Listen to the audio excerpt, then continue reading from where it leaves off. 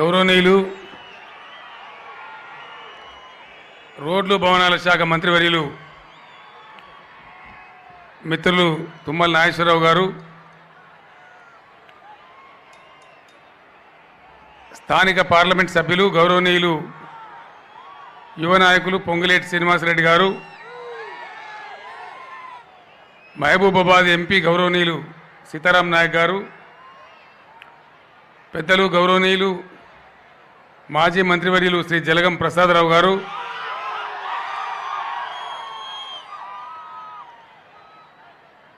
TRS రాష్ట్ర ప్రధాన కార్యదర్శి మిత్రులు గౌరవనీయులు నరేష్ రెడ్డి గారు, జడ్పీ చైర్మన్ శ్రీమతి కవిత గారు, వేదికను అలంకరించినటువంటి స్థానిక సంస్థల ప్రజాప్రతినిధులు, టిఆర్ఎస్ రాష్ట్ర నాయకులు, జిల్లా నాయకులు, మీ ముందు కొత్తగూడెం టిఆర్ఎస్ అభ్యర్థిగా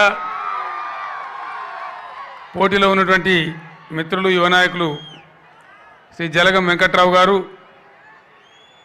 సభలో ఆసీనులై ఉన్నటువంటి అక్కా చెల్లెళ్లకు, అన్నదమ్ములకు అందరికీ హృదయపూర్వక నమస్కారం.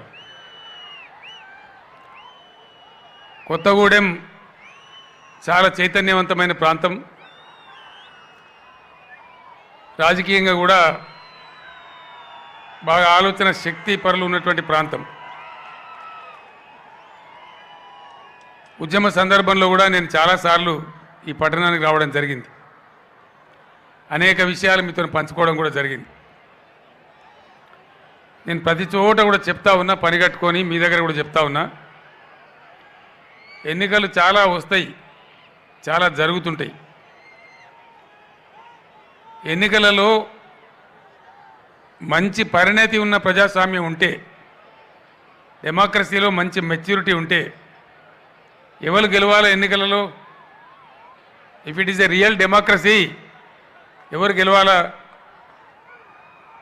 డెమోక్రసీలో ప్రజలు గెలవాలి, పార్టీలు కాదు, నాయకులు కాదు. ప్రజలు గెలిస్తే, ప్రజల అభీష్టం గెలిస్తే, ప్రజలు కోరుకున్నది గెలిస్తే నెక్స్ట్ 5 సంవత్సరాలు డెఫినెట్గా ప్రజల ఎజెండా అమలవుతుంది, ప్రజల కోరికలు నెరవేరుతాయి. కానీ గాలి ఏదో ఓటేసి, ఒకడు మందు దాగి ఓటేసి, ఒకడు డబ్బులకు ఓటేసి, ఒకడు కులమని, ఇంకోటి నా బామ్మని చెప్పిండని, ఇంకోటి నా చుట్టం చెప్పిండని ఇట్లా ఓట్లు వేసినామనుకో, దానిలో మెచ్యూరిటీ లేదు, మన ఎజెండా అమలు జరగదు. గెలిపిస్తాం, చేతిలో నుంచి మన ఆయుధం పోతుంది, 5 ఏళ్ళ దాకా తెచ్చుకుంటూ ఉంటాం, ఏం లాభం? కాబట్టి ఓటు వేసేటప్పుడే ఓటు యొక్క ప్రాధాన్యత గుర్తించి ప్రజా ఎజెండా వైపు అడుగులు వేస్తే తప్పకుండా మంచి జరుగుతుందని చెప్పి నేను మీకు అప్పీల్ చేస్తూ ఉన్నా. ఇక్కడ పోటీ కూడా మీకు పెద్ద కన్ఫ్యూజన్ లేదు, ఇక్కడ చాలా క్లారిటీ ఉంది. ఒకవైపునేమో టీడీపీ, కాంగ్రెస్ 58 సంవత్సరాలు పరిపాలించినటువంటి పార్టీల యొక్క కూటమి ఒకవైపు, 15 సంవత్సరాలు పోరాటం చేసి తెలంగాణ రాష్ట్రాన్ని సాధించి మీ దీవెనతో 4 సంవత్సరాలు పరిపాలన చేసిన టీఆర్ఎస్ ఒకవైపు ఉంది. ఇక మధ్యలో ఎవడో ఉన్నారు కానీ వాళ్ళ పెద్ద లెక్కలు లేరు. ఈ ఇద్దరి మధ్యనే ఉన్న పోటీ అంతా ఉంది. ఇందులో ఏం కన్ఫ్యూజన్ ఉందండి నాకు అర్థం కాదు. చాలా ఇప్పుడు కాంగ్రెస్, టీడీపీ ఏమైనా కొత్తగా ఆకాశం నుంచి దిగి వచ్చిండ్రా? 58 ఏళ్ళు వాళ్ళే కదా పరిపాలన చేసింది, కొత్త లెవెల్ చేయలేదే. వాళ్ళేమని ఇప్పుడు హిమాలయ పర్వతాలకు పోయి ఆకుపసర దాగి వచ్చిండ్రా? పవిత్రులు అయిపోయినరా? మనం ఎందుకు కన్ఫ్యూజ్ కావాలని నేను అడిగేది. దయచేసి దేనికోసం ప్రజలు కన్ఫ్యూజ్ కావద్దు. ఓటు వేసేటప్పుడు తత్తరపాటు, బిత్తరపాటు అస్సలు ఉండొద్దండి దయచేసి. మంచిగా నికార్సుగా వేయాలి ఓటు. మనం కొట్టినోడు ఓడు ఏం జబర్దస్తా? మంచిగా వేయాలి ఓటు, నిదానంగా. ఈరోజు కూడా బాధ కలుగుతుందండి, ఎన్నికలు అనగానే లారీల కొద్ది మద్యం సీసాలు దిగుతుంటాయి. నీచమైన దుర్మార్గమైన పద్ధతులు ఎంతకాలం జరుగుతాయండి దేశంలో? ఎప్పటిదాకా భరించాలి దేశం? కొత్తగూడెం ఒక చైతన్యవంతమైన వేదిక కాబట్టి కొంచెం నా మనసులో ఉన్న బాధ కూడా మీతో నేను షేర్ చేసుకుంటా ఉన్నా. ఏమి దిక్కుమాలిన పద్ధతులు ఇవి? ఇష్టం వచ్చినట్టు మాట్లాడి, ఇష్టం వచ్చినట్టు ఆరోపణ చేసి దేశానికి ప్రధానమంత్రిగా ఉన్న వ్యక్తి కూడా పచ్చబద్దాలు మాట్లాడచ్చునా? మాట్లాడితే మన కర్మ ఏం చేస్తాం ఈ దేశం? మన ప్రధానమంత్రి నరేంద్ర మోడీ నిజామాబాద్కి వచ్చినండి, దేశ ప్రధాని. తెలంగాణలో కరెంటు మంచిగా లేదో నేను ఇప్పుడు రౌత్ తీసుకొని ఎత్తిపాలు కొట్టుకోవన్నా? నేనన్నా మోడీ గారు నీకు ధైర్యం ఉంటే ఆన్నే ఉండు, మా కరెంటు మంత్రిని కూడా ఎంబడేసుకొని నేను వస్తా ఆడికి నిజామాబాద్కు. హెలికాప్టర్ ఉన్నది నా దగ్గర కూడా, గంటలో వస్తానా? ప్రజల ముందే పెడదాం నీ కథ నా కథ అని అడిగిన. ఉండలే ఆయన. అంటే నేను ప్రధానమంత్రి ఏం మాట్లాడినా చెల్తుంది అని మాట్లాడితే ఇది దేశమా, ఇది ప్రజాస్వామ్యమా? దీనికి అర్థం పర్థమే ఉందా? అడ్డగోలుగా మాట్లాడచ్చునా? రాహుల్ గాంధీ ఆయనకి ఏం తెలుస్తుందో ఏం తెలియదో ఎవడు రాసిస్తాడో తెలియదు. మేమాట కమిషన్ తీసుకుంటున్నామాట. మేము తీసుకున్నామా కమిషన్? ఇలా బెయిల్ మీద నువ్వు తిరుగుతున్నావా? నేషనల్ హెరాల్డ్ నిధులు మింగింది ఎవరు? మేమా కమిషన్ తీసుకున్నది? 15 ఏళ్ళు మేము పేగులు దిగేదాకా అటుకులు తిన్నామో, అన్నం తిన్నామో, ఉపవాసం ఉన్నామో, పోలీసులను జైళ్లను ఎదుర్కొంటూ పోరాడి తెలంగాణ సాధించిన వాళ్ళం. మేము కమిషన్ తీసుకున్నాము. ఎవడిచ్చిన మా పోరాటంలో మా కమిషన్? మీరు రాసి రంపాన పెట్టిన తెలంగాణ, మీరు నాశనం చేసిన తెలంగాణ అనేక పోరాటాలతో సాధించినాం మేము. దాని బాట తప్పిపోయింది కాబట్టి ఇలా ఒక మార్గంలో పెట్టి దానికి ఒక మార్గనిర్దేశం చేసి ఒక పద్ధతిగా ఇక్కడ ప్రజలు బతకడం కోసం రాత్రి బవలు కష్టపడతా ఉన్నాం, తనలాడుతున్నాం. మీలాగా కమిషన్లు మేము తీసుకో లంబకోణాలు కుంభకోణాలు ఇప్పుడు ఉన్నాయండి తెలంగాణలో? ఇలా లేవు. మీకు అదే బాధ. మీ కాంగ్రెస్ జమానాలో హోమ్ మినిస్టర్లు కూడా మామూలు ఉంటాయి. ఇలా గుడుంబ బట్టీలు లేవు తెలంగాణలో, పేకాట క్లబ్బులు లేవు, గుండాల తండాలు లేవు, భూ ఆక్రమణలు లేవు, మత కల్లోలాలు లేవు, కర్ఫ్యూలు లేవు. ఇది వాస్తవం కాదా? నిజం కాదా ఇది? నరేంద్ర మోడీ ఆయన ఇష్టమైనట్టు ఆయన మాట్లాడతాడు. ఈరోజు నేను అడుగుతా ఉన్నా నరేంద్ర మోడీ గారిని కొత్తగూడెం వేదిక నుంచి, 19 రాష్ట్రాలలో ఈ దేశంలో మీరు అధికారంలో ఉన్నారు బీజేపీ. 19 రాష్ట్రాలలో ఒక్క రాష్ట్రంలోనన్నా పేదవాళ్ళకు 1000 రూపాయల పెన్షన్ ఇస్తున్నారా మీరు? మీ 19 స్టేట్స్లో కళ్యాణ లక్ష్మి లాంటి పథకం అమల్లో ఉందా? రైతు బంధు పథకం అమల్లో ఉందా? రైతులకు వ్యవసాయానికి 24 గంటలు ఫ్రీగా ఇచ్చే ఒక్క రాష్ట్రమన్నా ఉందా? మరి ఇక్కడికి వచ్చిన ఇష్టం వచ్చినట్టు మాట్లాడితే మేము ఇక్కడ అవలా పోషగలమా? అంటే ఏమనుకోవాలి దీన్ని? రాజకీయంగా ఇది చైతన్యం ఉన్న వేదిక ఈ కొత్తగూడెం, అందుకోసం నేను మాట్లాడుతున్నాను. వేరే కాడైతే 4 మాటలు చెప్పి వెళ్ళిపోతాను. ఆలోచన జరగాలిడా. మంచి నాయకులు ఉన్నారు ఇప్పుడు జిల్లాలో, మీకు ఫస్ట్ క్లాస్ మనుషులు ఉన్నారు, ఎడ్యుకేటెడ్స్ ఉన్నారు. వెంకట్రావు గారు మంచి హైలీ ఎడ్యుకేటెడ్, మీకు స్థానికంగా ఉన్నారు. మీ ఎంపీ పొంగులేటి శ్రీనివాసరెడ్డి గారు కూడా పట్టుదల కలిగిన వ్యక్తి, యువకుడు, మంచి భవిష్యత్తు ఉండే వ్యక్తి. తుమ్మల నాగేశ్వరరావు గారు అపారమైన అనుభవం ఉన్నటువంటి మంత్రివర్యులు ఉన్నారు. ఇలా జలగం ప్రసాదరావు కూడా మిమ్మల్ని దీవిస్తామని వచ్చి మాకు ఆశీర్వాదం ఇచ్చారు. మంచి బ్యూటిఫుల్ లీడర్షిప్ క్యాస్ట్ ఉంది జిల్లాలో. అద్భుతాలు జరగాలి జిల్లాలో, ఈ రాష్ట్రంలో. అది జరిగితే గొప్ప, అది సాధించాలి. కానీ ఇక సాయి సంసారి, లచ్చి దొంగ, ఇష్టం వచ్చినట్టు అవాకులు చెవాకులు, బురద మీద మడుస్లింగింగు, ఇది రాజకీయమా? ఇది ఒక నిబద్ధత, నాది ఒక పద్ధత. నేను కూడా అనొచ్చు, ఇప్పుడు నరేంద్ర మోడీ 30,000 కోట్లు తినడం నేను అంటా, మరి చెల్తుందా? ఏదైనా మాట్లాడచ్చు కదా, అట్లా మాట్లాడచ్చునా? బాధ్యత ఉండాలి కదా, గౌరవం ఉండాలి కదా. మీ అందరికీ నేను మనవి చేసే, దయచేసి రాజకీయాలు మీకు కొత్త కాదు, వ్యక్తులు కూడా కొత్త కాదు. ఎవరు ఏం చేసినారో మీకు తెలుసు. గిరిజన బిడ్డలు, గిరిజన సోదరులు, మా తండాలో మా రాజ్యం, మా గూడెంలో మా రాజ్యం. ఏం పోయినా మీ అయ్యమ్మ లేవైందా ఇస్తే? మా తండలో మాకు ప్రత్యేక జీవన శైలి ఉంది, మాకు ఒక ఆహార్యం ఉంది, అంటే డ్రెస్సింగు, మాకు భోజన పద్ధతి ఉంది, మాకు ప్రత్యేకమైన తీజ్ లాంటి పండగలు ఉన్నాయి. మా తండాల మీద మేము పరిపాలన చేసుకుంటామో ఇచ్చిండ్రా? మీరు అధికారం ఇచ్చిండ్రా గిరిజనులకు? ఇయ్యలే. మొట్టమొదటిసారి భారతదేశంలోనే 3,500 గిరిజన పంచాయతీలు ఏర్పాటు చేసిన ఘనత ఈ తెలంగాణ రాష్ట్రాన్ని చెప్పి మేము మనవి చేస్తాం. వెంకట్రావు గారు పట్టుబట్టి వారికి రూరల్ ఏరియా తక్కువ ఉన్నా 73 కొత్త గ్రామ పంచాయతీలు ఏర్పాటు చేయించారు. అందులో 31 తండాలు గ్రామ పంచాయతీలు చేయించారు వెంకట్రావు గారు పట్టుబట్టి. 100 తక్కువ జనాభా కాదండి చేయండి దయచేసి నింబడబడి చేయించారు. ఈ ఎన్నికల తర్వాత నెలలోపే పంచాయతీరాజ్ ఎన్నికలు జరుగుతాయి. 31 మంది గిరిజన బిడ్డలు వాళ్ళ తండాల మీద వాళ్ళే రాజ్యం వెళ్తారని చెప్పి నేను మనవి చేస్తా ఉన్నా. కొత్తగూడెం నియోజకవర్గం కార్యక్రమాల గురించి మీకు తెలుసు. దేశంలో అద్వితీయమైనటువంటి సంక్షేమం జరుగుతూ ఉంది, అద్భుతమైన సంక్షేమం జరుగుతూ ఉంది. అదేవిధంగా డెవలప్మెంటల్ ప్రాసెస్ కూడా మేము కాంప్రమైజ్ కాలే. రెండవ విషయం, మీరు ఒక సొల్లు పురాణం వింటుంటారు మీరు, అది నవ్వన్నా ఏడవన్నా అర్థం కాదు. ఒక్కొక్కసారి అసెంబ్లీలో గంట సేపు చెప్పిన అయినా బుర్ర లేదు, ప్లానింగ్ లేదు, విజన్ లేదు, అడ్డగోలుగా మాట్లాడడం తప్ప ఇంకోటి లేదు. చితికిపోయిందండి సమైక్య పాలనలో. తెలంగాణలో అద్భుతమైన ఘోరమైన జీవన విధ్వంసం జరిగింది, ఇది సత్యం.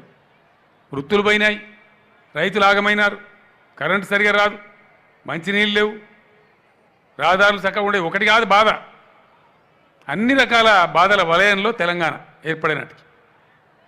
దాన్ని ఒక లైన్లో పెట్టి ప్లాన్ చేసి కింద పడి మీద పడి ఏం చేయాలో ఆలోచన చేసుకొని పోతా ఉన్నాం. ఇండియాలో కాదండి, ప్రపంచంలో ఎక్కడ లేదు. కంటి వెలుగు అనే ప్రోగ్రాం ఎక్కడైనా జరుగుతుందా? వరల్డ్ వైడ్గా ఉందా? మాకు ఎవడు ధర్నా చేయలే, ఎవడు మాకు దరఖాస్తు చేయలే. నా ఓన్ ఎక్స్పీరియన్స్, నా నియోజకవర్గంలో ఒక చిన్న ఊర్లో ఉచిత కంటి వైద్య శిబిరం పెడితే 227 మంది పేషెంట్లు వచ్చిన చిన్న ఊర్లో. నేనన్నా ఇదేమరా ఒక ఊర్లో ఇంతమంది ఉన్నారు, మరి ఈరోజు రాష్ట్ర వ్యాప్తంగా ఏంది కండ్ల జబ్బులు సంబంధిత బాధలు ఏమున్నాయి ప్రజలకని చెప్పి హెల్త్ మినిస్టర్ను హెల్త్ డిపార్ట్మెంట్ పిలిచి మీటింగ్ పెట్టిన నాగేశ్వరరావు గారు ఉన్నారు. ఆ మీటింగ్లో పిలిచి మాట్లాడినాం. ఎవరి దగ్గర లెక్కలేదు, ఆచారం లేదు, ఎవరికి ఏం తెలియదు, ధర్మం మీద నడుస్తుంది అంతే. అప్పుడు నేను ప్లాన్ చేసి డిజైన్ చేసి ఒక 2.5 నెలలు డిజైన్ చేసి కంటి వెలుగు కార్యక్రమానికి రూపకల్పన చేసి మీ దగ్గర తోలినాం. ఇవాళ దాదాపు ఒక 90 లక్షలు దాటిపోయింది. మొత్తం మందికి చెక్ చేస్తారు, అన్ని గ్రామాలకు వస్తారు. మనం అనుకున్నామా ప్రభుత్వమే వచ్చి మనం చెక్ చేసి మన కళ్ళద్దాలిచ్చి చూసినామా ఇట్లాంటి ప్రభుత్వాలు గతంలో? ఇంతగా మిమ్మల్ని వదల నేను. దీని తర్వాత ఈఎన్టీ డాక్టర్ల బృందం వస్తుంది ప్రతి గ్రామానికి. చెవి ముక్కు గొంతు వ్యాధులు ఎవరెవరికి ఉన్నాయో అవన్నీ కూడా చేస్తారు. దాని తదనంతరం పండ్ల డాక్టర్లు వస్తారు, డెంటల్ డాక్టర్లు, అది కూడా అందరికి చెక్ చేస్తారు. ఆ తర్వాత ఫైనల్గా ఇంకో డాక్టర్ల బృందం వస్తుంది. ప్రతి వ్యక్తి, ఆడ మనిషి కావచ్చు మగ మనిషి కావచ్చు, అందరి రక్త నమూనాలు సేకరించి వాళ్ళ బీపీ ఎంత, వాళ్ళ షుగర్ ఎంత, వాళ్ళ బ్లడ్ ఏ గ్రూపు మొత్తం కూడా 100% కంప్యూటరైజ్ చేసేస్తారు. కొత్తగూడెం అబ్బాయి ఒక ఆయన పోయి ఇల్లెందుకు కాడ యాక్సిడెంట్ అయిందంటే కంప్యూటర్ ఒక బటన్ కొడితే ఆయన చరిత్ర మొత్తం వస్తుంది. ఎమర్జెన్సీగా ఏం కావాలంటే ఇచ్చి అతని ప్రాణాలు కాపాడతారు. That is health status of Telangana, health profile of Telangana. ఆ దిశగా మేము ఆలోచిస్తున్నాం. ఏదో తమాషాకు చెక్కల గింతలు పెట్టి నీకు ఆ బాటలు ఇస్తా నాకు ఓటేయి, ఈ లంగదందా కాదు మేము ఆలోచించేది. మేము ఈ దిశగా ఆలోచిస్తున్నాం. ప్రజల ఆరోగ్యం, సంపూర్ణమైనటువంటి వికాసం, సంపూర్ణమైన ప్రగతి. ఒక వర్గం బాగుంటుంది ప్రగతి కాదండి, అన్ని వర్గాలు బాగుండాలి. కులరహితంగా, మతరహితంగా, వివక్ష లేకుండా, లింగభేదం కూడా లేకుండా అందరు పైకి వచ్చి గొప్పగా ఉంటే అది గొప్ప సమాజం. శాంతి ఉంటుంది, అన్నీ ఉంటాయి. డెఫినెట్గా మీ దీవెన ఉంటే ఆ తెలంగాణ తయారు చేసి మీకు అందిస్తానే మనం చేస్తా ఉన్నాం. మీకు అందరు తెలిసి నేను ఎవరికి భయపడా, అవసరం కూడా లేదు నాకు. 100% ఆ తెలంగాణ తయారు చేయడానికి నేను తపన పడుతున్నా. ఒకనాడు రాష్ట్రం సాధించడానికి పోరాటం చేసినాం, ఇలా దాని దిశగా పోతా ఉన్నాం. సహకారం ఉన్నా లేకున్నా కష్టపడతా ఉన్నాం. రైతు బంధు పాస్బుక్లు తీసుకొచ్చి రైతులు ఊళ్ళలో ఇచ్చినారండి ఏ ప్రభుత్వం అన్నా? మీ ఊరికి వచ్చి మీ ఎమ్మెల్యేలు వచ్చి మీకు పాస్బుక్లు చేతులు పెట్టినారు. మీ ఎమ్మెల్యేలు మీ ఊరికి వచ్చి మీ చెక్కులు ఇచ్చినారు. ఇలా ఎలక్షన్ ఉంది కాబట్టి, బ్యాన్ ఉంది కాబట్టి మీ చెక్కులు బ్యాంకులో జమ చేస్తూ ఉన్నారు. రైతు బీమా చాలా గొప్ప స్కీమ్, నాకు అత్యంత సంతృప్తి ఉన్న స్కీమ్. 1 ఎకరం ఉన్న రైతు కావచ్చు, 1/2 ఎకరం ఉన్న రైతు కావచ్చు, ఆయన చనిపోతే వాళ్ళ కుటుంబాలు వీధిన పడతాయి, చిన్న సన్నకారు రైతులు. అట్లా కాకుండా ఇలా రైతు బీమా పెట్టినాం. ఇప్పటికే 3,956 మందికి ఆ లబ్ధి వచ్చింది. మీ దగ్గర కూడా రావచ్చు కొందరికి. ఏ పైరవి లేకుండా, ఏ దరఖాస్తు పెట్టకుండా, ఏ ఆఫీస్ చక్కర కొట్టకుండా ఇంటికాడికి వాళ్ళ ఇంటికి పోయి వాళ్ళ బ్యాంక్ ఖాతాలో చనిపోయిన రైతు ఎవరి పేరైతే నామిని భార్య పేరు పెట్టిండా తల్లి పేరా కొడుకు పేరా ఎవరి పేరు పెడితే వాళ్ళ పేరు మీద 5 లక్షల రూపాయలు జమ అవుతా ఉన్నాయి. ఇప్పటికి 4,000 కుటుంబాలకు జమ అయినాయి ఈ రాష్ట్రంలో. ఈ పథకాలు చేస్తున్నారు కుటుంబాలు కూలిపోకుండా, కుల వృత్తులన్నీ పోయి నాశనం అయిపోయినాయి. ఒక చిన్న మాట నండి కొత్తగూడెంలో నేను చెప్పాలి మీకు, మీరు నమ్మలేరు నేను చెప్తే. ఇట్లుందా నిజమా అనిపిస్తే మీకు తెలుసుకోండి. మీరు నేను ముఖ్యమంత్రి అయిన తర్వాత మేము రివ్యూ చేసినాం. ఒక హైదరాబాద్ నగరానికి రోజు 650 లారీల గొర్రెలు దిగుమతి అవుతాయండి. మళ్ళీ మీ కొత్తగూడెం, రామగుండం, ఇండస్ట్రియల్ ఏరియాస్ ఇవన్నీ మళ్ళీ అక్కడ వేరే ఇంకా అక్కడ కూడా దిగుమతి అవుతాయి. నేను అడిగిన మరి మనకు యాదవులు లేరా, గొలకుర్మలు లేరా, మనకెందుకు దిగుమతి అవుతుంది అంటే పట్టించుకోలేదు సార్ పోయిన ప్రభుత్వాలు. అప్పుడు మొత్తం రివ్యూ చేసి మన జనాభా రివ్యూ చేసి మంచెడ్లను తీసి 4,000 కోట్ల రూపాయలతోని 70 లక్షల గొర్రెలు తెచ్చి పంచినాం. వాటికి 40 లక్షల గొర్రెలు పుట్టినాయి. మన తెలంగాణ యాదవులు గొలకుర్మలు 1,500 కోట్ల సంపద సంపాదించినారు 2 సంవత్సరాలలో, లాస్ట్ 2.5 సంవత్సరాలు. గ్రామీణ ఆర్థిక వ్యవస్థను పరిపుష్టం చేయాలంటే డైలాగ్ కొడితే రాదు, పని జరగాలి, నిజంగా పెరగాలి, వ్యవసాయదారులు నిలబడాలి, ఆయన చుట్టూ ఉండే శాటిలైట్స్ లాంటి వృత్తి పని వాళ్ళు నిలబడాలి, రాష్ట్రం స్వయం సమృద్ధం కావాలి. గొర్రెలు మనం మహారాష్ట్రకి దిగుమతి చేసుకుంటూ కాదు, మనమే దుబాయ్కి ఎక్స్పోర్ట్ చేయాలి. రేపు మన యాదవ సోదరులు అద్భుతమైన మోడర్న్ మీట్ ప్రాసెసింగ్ యూనిట్స్ పెట్టి దేశానికి కాదు ఇతర దేశాలకు మీట్ ఎక్స్పోర్ట్ చేసే పరిస్థితి రావాలి. దానికోసం ప్రయత్నం చేస్తూ ఉన్నాం. ఇవన్నీ కూడా జరుగుతున్నాయి, వాడికి బీజాలు పడ్డాయి, ముందుకు పోతున్నాం. ఇంకో మాట కూడా చెప్పానండి, తప్పదు, ఎవడేమనుకుంటే కూడా నాకు బాధ లేదు. మనకు స్థానికంగా ఎవరు గొప్పవాళ్ళు లేరానండి, గొప్ప వ్యక్తులు లేరా? దేనికైనా వాళ్ళ పేర్లు పెట్టరు, అది ఏం బీమారు తెలియదు ఈ కాంగ్రెస్ వాళ్ళకు. మాట్లాడితే ఇందిరాగాంధీ పేరు, రాజీవ్ గాంధీ పేరు, నెహ్రూ పేరు, ఇంకా మన తాత ఎవడని ఉంటే వాని పేరు, ఏది పెట్టినా ఈడ పెట్టిన 2 సాగర్లు, ఇందిరా సాగర్, రాజీవ్ సాగర్. అవి ఏం చేయండి, దుమ్ముగూడెం టేల్ పాండ్ ద్వారా నీళ్లు కొట్టుకపోవడానికి, పోలవరం ప్రాజెక్ట్ కట్టుకోవడానికి మన కంటి తుడుపు చర్యగా పెట్టినటువంటి డూప్లికేట్ స్కీమ్లు. దాని హెడ్ వర్క్స్ దానిలో పోయినాయి రుద్రమకొండ దగ్గర పోలవరంలో.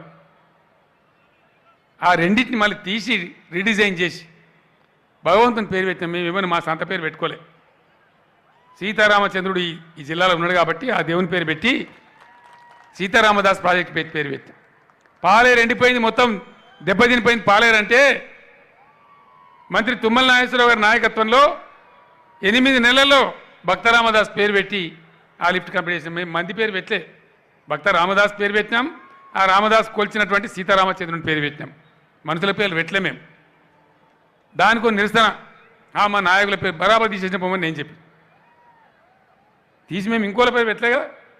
సో ఇట్లా ఈ విధంగా గోదావరి 180-190 కిలోమీటర్లు. సరే ఇప్పుడు కొంత ఏరియా ఆంధ్రాలో పోయింది, కానీ పేరూరు దగ్గర, పేరూరు, వెంకటాపురం, వాజేడు, దుమ్ముగూడెం, చెర్ల దాటుకుంటూ భద్రాద్రి దాటుకుంటూ ఆ కొండల దాకా, పాపికొండల దాకా 190 కిలోమీటర్ల గోదావరి ఖమ్మం జిల్లాను ఒరుసుకుంటూ బారుతుంది. 190 కిలోమీటర్లు ఖమ్మాన్ని ఒరుసుకుంటూ బారే జీవనది గోదావరి ఉన్న జిల్లాలో కరువు ఉంటుందండి. మంచి వర్షపాతం ఉండే జిల్లా, గోదావరి ఉండే జిల్లా, నీళ్ళ కటకట ఉంటుందా? ధర్మం అయితే 3 పంటలు పండాలి, పండయి ఏంటంటే మన కర్మ, అంతే మీ కర్మ, అట్నే ఉండాలి.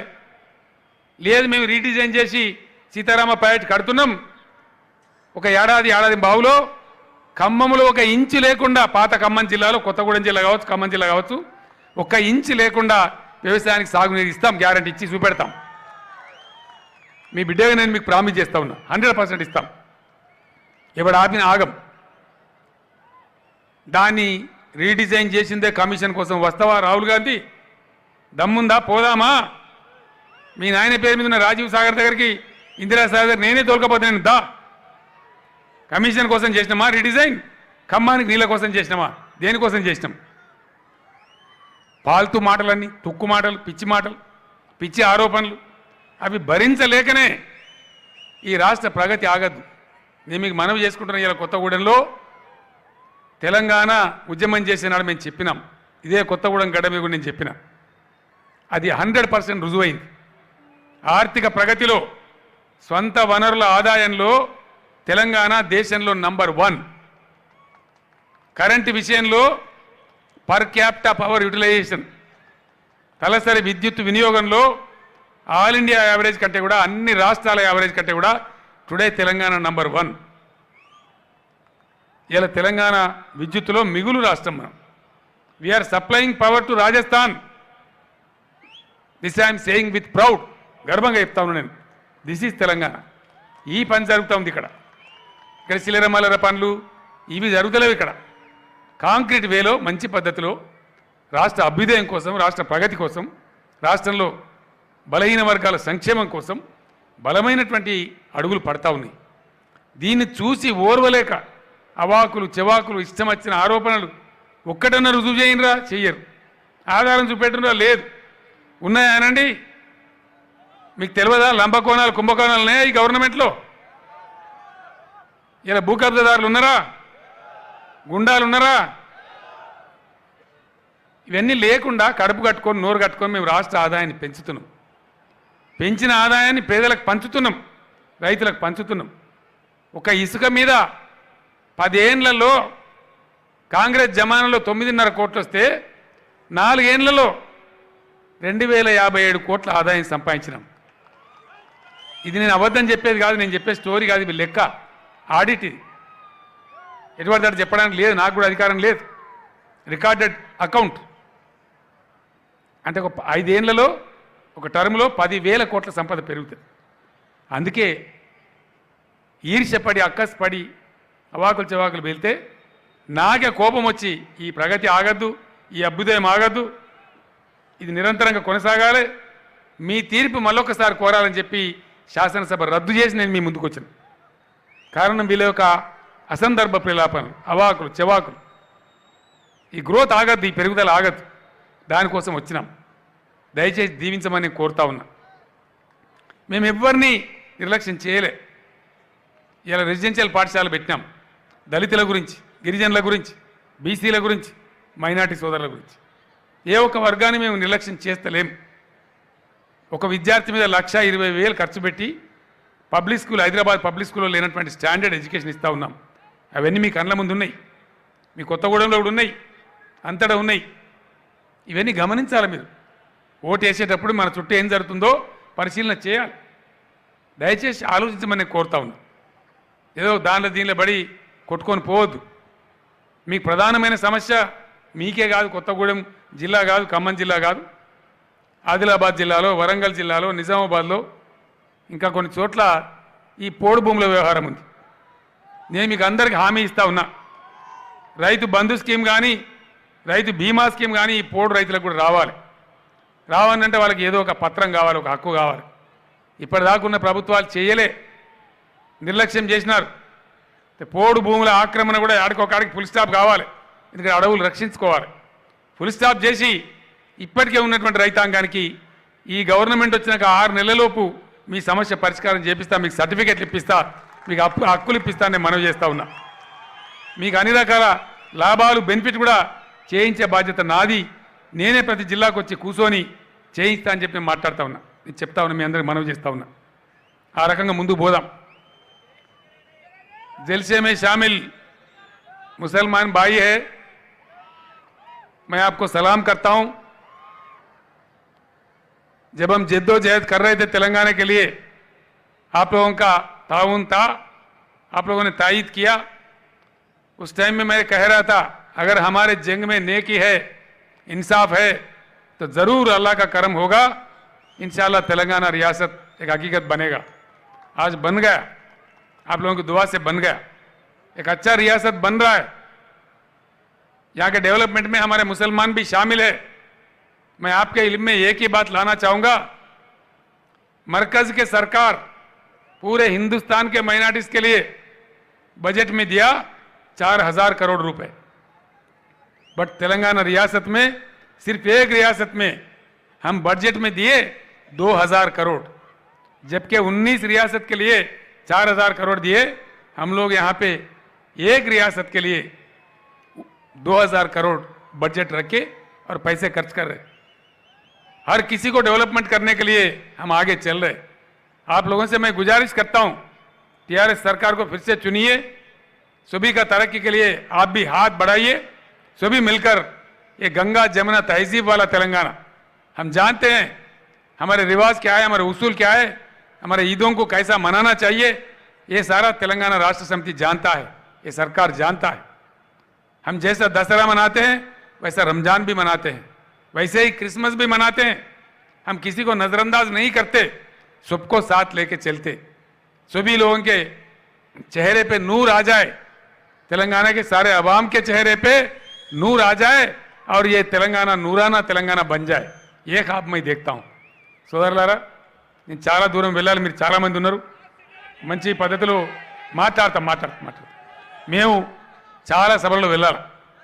సింగరేణి కార్మికులకు నా మనవి, మీకు గతంలో ఎవరివని బోనస్, గతంలో ఎవరు చేయని సదుపాయాలు నేను చేసిన ఆ మాట వాస్తవం, నాకు సోయింది. ఉద్యమ సందర్భంలో కూడా ఈ గడ్డ మీద నేను చెప్పిన, మీకు ఒకటే మాట నేను మనవి చేస్తా ఉన్నా, కొంచెం కొత్తగా కూడా నేను ఆలోచన చేస్తా ఉన్నా. బయ్యారం ఉక్కు ఎవరికో ఎందుకు ఇవ్వాలా, సింగరేణికి హ్యాండ్ ఓవర్ చేద్దాం అనుకుంటున్నాం. అదేవిధంగా ఎవరో అదాని వచ్చినప్పుడు నాకు చెప్పిండు, అదాని మీకు బొగ్గు సప్లై చేస్తాం, మాకు పవర్ ఇవన్నీ ఇయ్యలే, మా సంస్థ మేము పెట్టుకుంటాం, మా జెన్కోనే ప్రొడ్యూస్ చేస్తామని చెప్పినాం. కొత్తగూడెం పవర్ స్టేషన్లో కూడా ఇంకో 800 కొత్తది తెచ్చినాం, ఇంకా కూడా తెస్తా ఉన్నాం. నేను ప్రైవేట్కి ఇయ్యలే. ఆయన ఏమన్నాడంటే ఒక మాట చెప్పిండు. ఏం చెప్పిండు? మొత్తం ఇండియాకు నేనే బొగ్గు సప్లై చేస్తాను, నువ్వు ఎట్లా చేస్తున్నావురా భయ నేను అడిగి. లేదు, నాకు ఆస్ట్రేలియాలో మైన్స్ ఉన్నాయి, నాకు ఇండోనేషియాలో మైన్స్ ఉన్నాయని చెప్పిండు. నేను ఎండి శ్రీధర్ని పిలిచి మీటింగ్ పెట్టి, వాడెవడో ఆయన నాకు ఏం చెప్పిండు, నీ దగ్గర పనిచేసే ఉద్యోగులు ఎవరో అని అడిగిన. నేను అడిగితే ఆయన చెప్పిన సమాధానం, మీ సింగరేణి రిటైర్డ్ ఎంప్లాయీసే 90% అని చెప్పిండు. నేనన్నా, మన ఎంప్లాయీస్ ఏవో అదాని దగ్గర పనిచేసి ఆస్ట్రేలియా బొగ్గు గనులు సంపాదిస్తే నువ్వెందుకు సంపాదించలేవు, శ్రీధర్ సింగరేణి సంస్థనే ఎందుకు పోతలేదు, కమాన్ పో, నువ్వు కూడా ఇండోనేషియా ఆస్ట్రేలియా పోమని చెప్పినాం. పోయినారు, ఎక్స్ప్లోర్ చేసినారు. ఎస్, నేను ఆ పనిలో ఉన్నా. సింగరేణికి ఉన్నటువంటి మైనింగ్ నైపుణ్యం ఈ దేశంలో ఎవరికి కూడా లేదు. కోల్ ఇండియా కంటే కూడా పాత సంస్థ మన సింగరేణి. మీరు అద్భుతంగా సంస్థ నిలబెట్టినారు, మీరు కష్టపడ్డారు. మీకు తప్పకుండా మీ వెంట కేసీఆర్ ఉంటాడు. మీ డిపెండెంట్ ఉద్యోగులు కావచ్చు, మరొకటి కావచ్చు.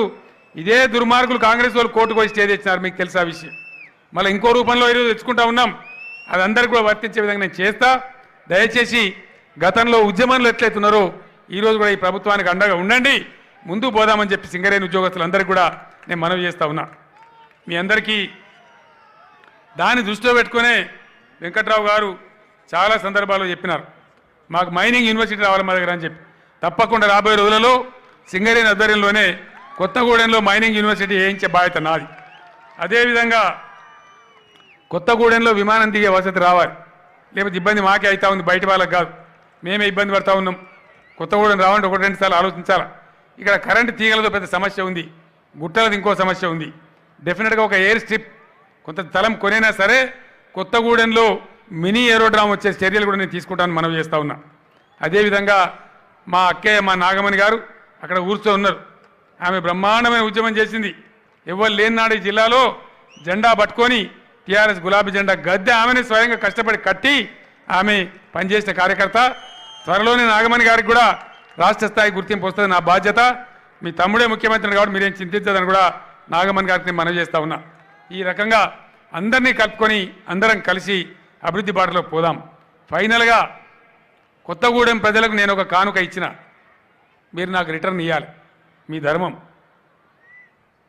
తెలంగాణ రాష్ట్రం కాకపోతే, కేసీఆర్ ముఖ్యమంత్రి కాకపోతే, తుమ్మల నాగేశ్వరరావు మంత్రి, పొంగులేటి శ్రీనివాసరెడ్డి ఎంపీ, వెంకట్రావు ఎమ్మెల్యే లేకపోతే ఈ జన్మలో కూడా కొత్తగూడెం జిల్లా కేంద్రం కాకపోతుండే.